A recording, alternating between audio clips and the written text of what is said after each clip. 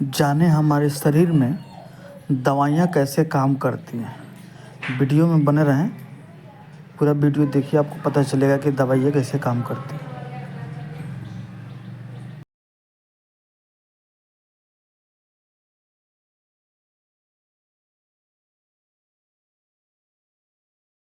कि आप ये समझ सकें कि जब दवाई हमारे शरीर में जाती है तो हमारा शरीर किस तरह। क्या आप जानते हैं कि दवाइयाँ हमारे शरीर में किस तरह से काम करती है? ओरल मेडिसिन यानी जो दवाइयाँ हमारे मुंह से होते हुए हमारे शरीर के अंदर जाती है, और वो दवाइयाँ जो इंजेक्शन के जरिए हमारे शरीर में भेजी जाती है, ये दोनों ही हमारी बॉडी में एक खास तरीके से ऑब्जर्व होती है। आइए आज के इस इंटरेस्टिंग वीडियो में इसी के बारे में थोड़ा डिटेल में जानते हैं, ताकि आप ये समझ सके कि जब दवाई हमारे शरीर में जाती है तो हमारा शरीर किस तरह से ये करता है, और क्यों कुछ लोगों को कुछ दवाइयाँ साइड इफेक्ट कर जाती है। तो दोस्तों, सबसे पहले आपको यह समझना होगा कि जब तक कोई दवाई हमारे शरीर में जाकर हमारे खून में शामिल नहीं होती है, तब तक उसका असर भी नहीं होता। और इसके लिए ये जरूरी है कि जो दवाई हम ले रहे हैं वो जल्द से जल्द हमारे शरीर में ऑब्जर्व हो जाए, यानी उसके छोटे छोटे टुकड़े हो जाए, ताकि हमारे खून में उन दवाइयों का असर जल्दी शुरू हो सके और हम जल्द ही ठीक भी हो जाएं। दरअसल होता ये है कि जब भी हम कोई ओरल मेडिसिन लेते हैं, यानी मुंह के जरिए कोई दवाई लेते हैं, तो वो हमारे पेट में स्मॉल इंटेस्टाइन के अंदर पहुंच जाती है, जहां पर ये दवाइयां छोटे छोटे टुकड़ों में बंट जाती है और ऑब्जर्व होनी शुरू हो जाती है। इसके बाद यहाँ दवाइयां हमारे लीवर तक पहुंचती हैं, जहाँ पर इन दवाइयों को डिटॉक्सिफाई किया जाता है। यानी अगर आपने कोई ऐसी दवाई ले ली जो शरीर के लिए नुकसानदायक है, तो ऐसे में लिवर उस दवाई को डिटॉक्सिफाई करता है और उसे खून तक पहुँचने से पहले अच्छे से देख लेता है कि इससे आपके शरीर को कोई नुकसान तो नहीं पहुँचेगा। उसके बाद जो दवाइयों के अच्छे मॉलिक्यूल्स होते हैं, यानी जिसकी आपकी बॉडी को खास जरूरत है, वो टारगेट सेल्स और ऑर्गन तक पहुंचकर हमारी बीमारी को धीरे धीरे ट्रीट करना शुरू करते हैं। अगर किसी को छोटी मोटी बीमारी होती है तो उसे पहले ओरल मेडिसिन पर ही रखा जाता है, यानी उन्हें सिर्फ दवाई ही दी जाती है जो इंटेस्टाइन से होते हुए हमारे ब्लड तक पहुंचती है। लेकिन ओरल मेडिकेशन की यही एक परेशानी है कि ये अपना असर दिखाने में काफी वक्त लेती है। आमतौर पर अगर आप कोई दवाई लेते हैं तो उसका असर तकरीबन आधा घंटा या फिर 45 मिनट में शुरू होता है। इसीलिए आपने देखा होगा कि जिस मरीज की कंडीशन बहुत ज्यादा खराब होती है या फिर वो जिंदगी या मौत की लड़ाई लड़ रहा होता है, तो ऐसे में उसे ओरल मेडिकेशन की जगह इंजेक्शन दिया जाता है। हालांकि हर बीमारी में डॉक्टर जो दवाइयाँ देते हैं वो भी अलग अलग तरह की होती है, यानी कुछ बीमारियां ऐसी होती है जिसमें दवाइयों का असर लंबे वक्त तक रखना जरूरी होता है। इसके लिए डॉक्टर कुछ ऐसी दवाइयाँ मरीज को दे देते हैं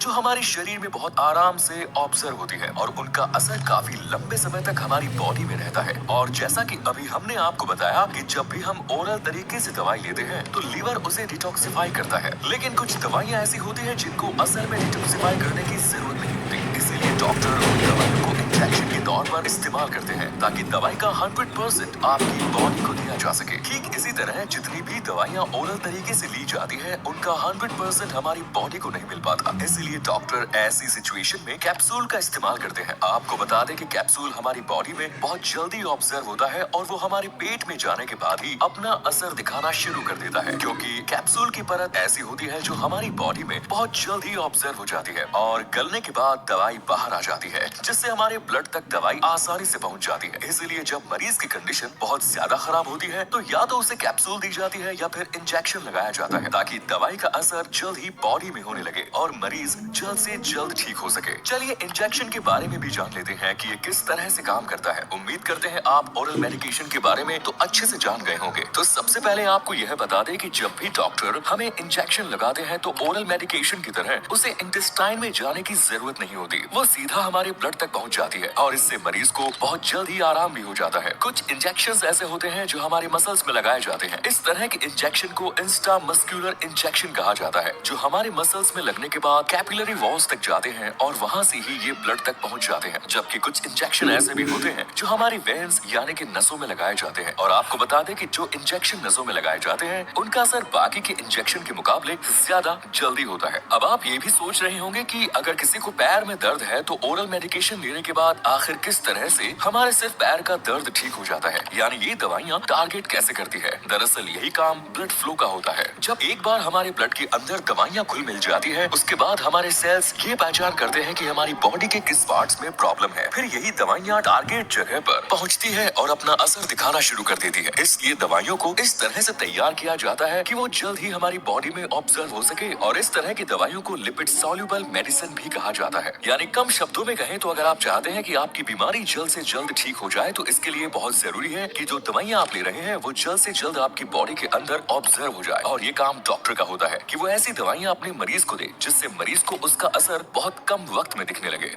इसके अलावा हो सकता है आपने भी कभी यह नोटिस किया हो कि कई बार ऐसा होता है कि हम ऐसी दवा खा लेते हैं जिसके बाद हमें पूरा दिन सुस्ती आती है और कुछ भी करने का मन भी नहीं होता। दरअसल ऐसा होने के भी कई रीजन होते हैं। सबसे पहला रीजन ये है कि जिस डॉक्टर ने आपको वह दवाई दी है उसकी पावर इतनी ज्यादा है कि आपकी बॉडी उसे ऑब्जर्व ठीक से नहीं कर पाती और ऑब्जर्व करने में उसे काफी वक्त लग रहा है। इस वजह से जब आपकी बॉडी के अंदर लगातार हरकत होती रहती है तो आपको ऐसा लगता है कि जैसे आपने कितनी ज्यादा मेहनत कर ली और आपको उस वजह से आलस आने लगता है। जबकि दूसरा रीजन सुस्ती आने का यह है कि कुछ बीमारियों में दवाई लेने के बाद मरीज को आराम करने की सलाह दी जाती है, यानी वो जितना ज्यादा आराम करेंगे उतनी जल्दी ही अपनी बीमारी से रिकवर हो पाएंगे। और इसलिए बहुत से डॉक्टर अपने मरीज को कुछ ऐसी दवा भी दे देते हैं जिससे उन्हें थोड़ी बहुत नींद आने लगती है और एक अच्छी नींद लेने के बाद उन्हें काफी अच्छा महसूस भी होता है। इसलिए अगर आपको कभी दवाई लेने के बाद सुस्ती आ रही है तो ऐसे में आपको घबराना नहीं।